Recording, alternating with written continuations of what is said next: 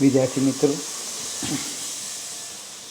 पारिमाणिक सूत्र बराबर तैयार थई गया है। आज આપણે એનો ઉપયોગ કરીએ। પહેલો એક શબ્દ છે પારિમાણિક વિશ્લેષણ। પારિમાણિક સૂત્રનો ઉપયોગ કરી ભૌતિક વિજ્ઞાનના કેટલાક પ્રશ્નોનો ઉકેલ મેળવવાની પદ્ધતિને પારિમાણિક વિશ્લેષણ કહે છે। પ્રશ્ન છે પારિમાણિક સૂત્ર શીખવાનું કારણ શું, એમાં ફાયદો શું, એ જ આપણું પારિમાણિક વિશ્લેષણ। આપણા જે કેટલાક પ્રશ્નો છે પણ એનું સમાધાન પારિમાણિક સૂત્રની મદદથી થાય। આપણી પાસે અહીંયા 3 ઉપયોગ છે। એમાંનો પહેલો ઉપયોગ, તમને કોઈક ભૌતિક સમીકરણ આપેલું છે, પ્રશ્ન એ ઉદ્ભવે કે સમીકરણ સાચું છે કે ખોટું, તો એ સમીકરણ આપણે પારિમાણિક વિશ્લેષણની મદદથી ચેક કરી શકીશું। એક સમીકરણ અહીંયા મેં લખ્યું છે, સ્થાનાંતર d બરાબર v0t પ્લસ 1/2 at²। d એ સ્થાનાંતર અંતર છે, v0 પ્રારંભિક વેગ છે, a પ્રવેગ છે અને t સમય છે। એને આપણે એક સમીકરણ નંબર 1 આપી દઈએ, d બરાબર v0t પ્લસ 1/2 at² સમીકરણ 1। હવે ખબર કેવી રીતે પડવાની કે આ સમીકરણ સાચું છે કે ખોટું? તો ડાબી બાજુ અને જમણી બાજુના પારિમાણિક સૂત્ર મેળવવાના। ડાબી બાજુનું પારિમાણિક સૂત્ર બરાબર જમણી બાજુના દરેક પદનું પારિમાણિક સૂત્ર જો સરખું આવે તો સમીકરણ સાચું અને ન આવે તો સમીકરણ ખોટું। ફરીથી ચેક શું કરવાના છે? માત્ર પારિમાણિક સૂત્ર એટલે કે m, l અને tની ઘાત જોવાના, એનો સહગુણક આપણે જોવાના નથી, માત્ર એની ઘાત ચેક કરવાની।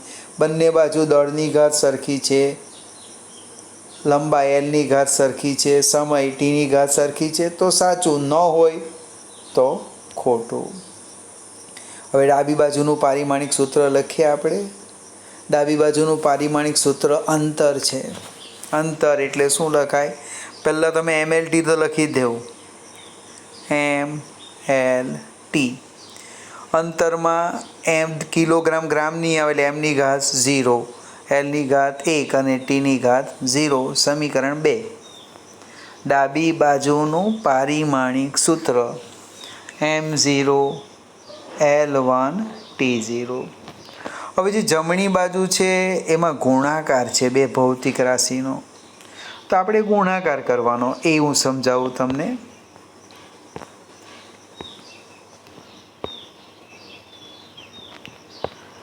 આ ડાબી બાજુનું લખો, જમણી બાજુ v0t।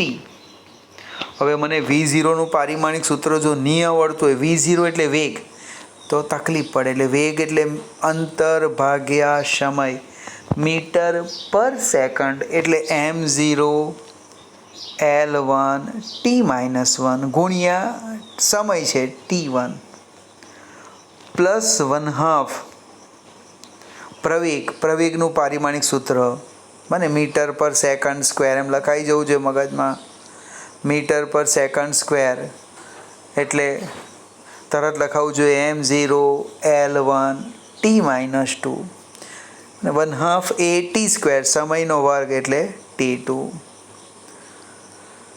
હવે આધાર સરખા હોય, ગુણાકાર હોય તો ઘાતાંકનો સરવાળો, તો અહીં ચેક કરો, tની ઘાત -1 અને tની ઘાત 1 છે એટલે -1 પ્લસ 1 એટલે 0 થઈ ગયું। સેમ અહીંયા પણ t-2, અહીંયા t+2 એટલે tની ઘાત 0 થઈ ગઈ। હવે ડાબી બાજુનું પારિમાણિક સૂત્ર જોવાનું છે આપણે, m0 l1 t0। જમણી બાજુના દરેક પદનું જોવાનું, આમાં સરવાળો નથી કરવાનો આપણે, દરેક પદનું જોવાનું। તો કે પહેલું પદ આ છે M0L1T0 સેમ ડાબી બાજુ જેવું જ છે. બીજું પદ જો સહગુણક જોવાનો નથી. M0L1T0 એનો અર્થ ડાબી બાજુનું પારિમાણિક સૂત્ર બરાબર જમણી બાજુના દરેક પદનું પારિમાણિક સૂત્ર. એટલે આપણે લખી દેવાનું કે આપણું જે સમીકરણ 1 છે એ પારિમાણિક દ્રષ્ટિએ સાચું છે. ફરીથી સાચું કોની દ્રષ્ટિએ? પારિમાણિક દ્રષ્ટિએ સાચું છે. કોઈક આપણે એક્ઝામ્પલ ગણેલો હોય તો હું તમને કેમ કે ખોટો છે, તમે કહ્યું કે નહીં ભાઈ સાચો છે. તફાવત શું છે? ખોટો છે એ મારી દ્રષ્ટિએ, સાચો છે એ તમારી દ્રષ્ટિએ. એટલે ખાસ લખવાનું કે સમીકરણ 1 એ પારિમાણિક દ્રષ્ટિએ સાચું છે. કેટલાક કેસમાં તમને આપી દે કે આ સમીકરણ સાચું છે, એનો અર્થ ડાબી બાજુનું પારિમાણિક સૂત્ર બરાબર જમણી બાજુના દરેક પદનું પારિમાણિક સૂત્ર. આપણું બેઝ છે. આ સમીકરણ 2 થી 3 વાર જાતે લખવાનું, સમજવાનું, ગોખવાનું નથી. આપણે આગળ જઈએ, કોઈક બીજું સમીકરણ લઈએ. એક સમીકરણ લખું છું. કોઈક પદાર્થ પર લાગતું બળ F બરાબર MAD/T, જ્યાં M દળ, A પ્રવેગ, D અંતર અને T સમય. અહીં જમણી બાજુ એક જ પદ છે ને, એટલે બહુ સરળ રહે. હવે ડાબી બાજુનું પારિમાણિક સૂત્ર લખીએ. બળ છે, બળ એટલે MA, F બરાબર MA બને એટલે M એટલે કિલોગ્રામ, A એટલે પ્રવેગ, મીટર પર સેકન્ડ સ્ક્વેર. જો પ્રેક્ટિસ કરો. પારિમાણિક સૂત્રોમાં જો ખોટું હશે તો આના કોઈ માર્ક નહીં મળે. 3 માર્કનો દાખલો હોય 0 માર્ક થઈ જાય. બને જે માર્ગે જવાના હોય એની જગ્યાએ જો આપણે બીજા માર્ગે જઈએ તો લક્ષ્ય સુધી પહોંચી શકાતું નથી. એટલે શરૂઆત આપણી પારિમાણિક સૂત્રથી છે. એમાં તમે ભૂલ કરો તો જવાબ મળવાનો નથી, 0 માર્ક. ફરીથી બળનું પારિમાણિક સૂત્ર M1L1T-2. હવે જમણી બાજુ અંશ અને છેદ છે તો અંશ અને છેદના લખીએ. પહેલું આપણે M એટલે દળ, દળ એટલે M1 સેપરેટ લખ્યું છે. પ્રવેગ, પ્રવેગ એટલે મીટર પર સેકન્ડ સ્ક્વેર, અને D અંતર L1, છેદમાં સમય T1. ફરીથી MAD, જો M A અને આ D, છેદમાં સમય. હવે આધાર સરખા હોય, બને ગુણાકાર હોય તો ઘાતાંકનો સરવાળો અને ભાગાકાર હોય તો બાદબાકી. તો M અહીં એક જ છે એટલે M1, L2 છે. જો એક L1 છે અને બીજો એક અહીંયા L1 છે ને બીજો એક અહીંયા L1 છે. બને એટલે 1 + 1 2. બને આધાર સરખા ઘાતાંકનો સરવાળો 1 + 1 એટલે કે L2. ટીવી ચેક કરો. અહીંયા -2 ને છેદમાં 1 છે પણ ભાગાકાર છે. ભાગાકાર હોય તો ઘાતાંકની બાદબાકી એટલે -2 તો હતા જ અને +1 ઉપર લઈ જવાના એટલે -1 કરવાના. કેમ -1 કર્યા? ભાગાકાર છે એટલે ઘાતાંકની બાદબાકી એટલે કે T⁻−3. હવે તમે ચેક કરો. આ ડાબી બાજુનું પારિમાણિક સૂત્ર છે. m⁻1 m⁻1 બરાબર છે l⁻1 l⁻2. જો ખોટું છે ને આગળ વધવાનું જ નહીં, ખોટું છે. એનો અર્થ કે આ સમીકરણ 1 પારિમાણિક દ્રષ્ટિએ ખોટું છે. સમયની ઘાત પણ ચેક કરી લો સાથે સાથે. T-2 -3 ખોટું છે. અને પણ આ ક્યારે શક્ય? જ્યારે પારિમાણિક સૂત્રો સાચા હોય તો જ જવાબ મળે. અને અહીંયા લખવાનું સમીકરણ 2 અને 3 પરથી ડાબી બાજુનું પારિમાણિક સૂત્ર બરાબર નથી જમણી બાજુનું પારિમાણિક સૂત્ર. એટલે કે સમીકરણ 1 પારિમાણિક દ્રષ્ટિએ ખોટું છે. ફરીથી આ ઉપયોગમાં શું કરવાના? સમીકરણની યથાર્થતા ચકાસો. સાચું છે કે ખોટું છે તે નક્કી કરો. તો ડાબી બાજુનું પારિમાણિક સૂત્ર લખવાનું અને જમણી બાજુ પદ હોય તો એનો સરવાળો બાદબાકી નથી કરવાનો. દરેક પદના પારિમાણિક સૂત્ર લખવાના. તો લખવાનું ડાબી બાજુનું પારિમાણિક સૂત્ર બરાબર જમણી બાજુના દરેક પદનું થાય પારિમાણિક સૂત્ર તો સાચું અને ન હોય તો ખોટું. માત્ર શું જોવાનું? એમ એલ અને ટીની ઘાત જોવાની. એમ એલ અને ટીની ઘાત સરખી હોવી જોઈએ. સહગુણક જોવાનો નથી. હવે આ ત્રણેક મેં તમને ઘરેથી આપેલા છે, જરાક સમજાવી દેમ. ગતિ ઉર્જા એટલે કાર્યનું પારિમાણિક સૂત્ર આવશે K બરાબર 1/2 mv². m દળ છે અને v વેગ છે. બીજું છે ગતિ ઉર્જા K બરાબર p²/2 m. m દળ છે, p વેગમાન છે. બળ લખ્યું F બરાબર mv²/r. m દળ છે, v વેગ છે, r ત્રિજ્યા છે. પારિમાણિક સૂત્ર તમે કેવી રીતના લખો મને ખબર નહીં, પણ નોટ તમારી પાસે છે. એકાદ વાર જોવું પડે તો જોજો, પણ પ્રયત્ન કરજો. કયું સમીકરણ ખોટું અને કયું સાચું એ મને લખીને મોકલાવાનું. આપણી આટલી બધી સંખ્યા છે પણ બધા જ વિદ્યાર્થીઓ મોકલાવતા નથી. મને ખ્યાલ નથી આવતો કે તમે ઘરે બેસીને શું કરો. એટલે પ્લીઝ ફરીથી એકવાર આ 3 સાચા છે કે ખોટું ખાલી એટલું જ લખજો. સાચું ખોટું હું ચેક કરી લઈશ. બરાબર, શક્ય હોય તો ફોટા પાડીને મોકલાવજો એટલે ભૂલ હું જોઈ લઈશ. આગળ જઈએ. બીજો ઉપયોગ છે, આપણે સંબંધની વાત કરીએ. સંબંધના અનેક પ્રકાર આવે. બરાબર, કોઈક વ્યક્તિના બીજા વ્યક્તિ સાથે સંબંધની વાત કરીએ. ધારો કે 2 ભાઈ હોય તો ભાઈ એટલે 2 મિત્ર છે એટલે ભાઈ, કાકા ભાઈ, પપ્પા, અને મામા ભાણિયો, ઘણા બધા સંબંધ આવે.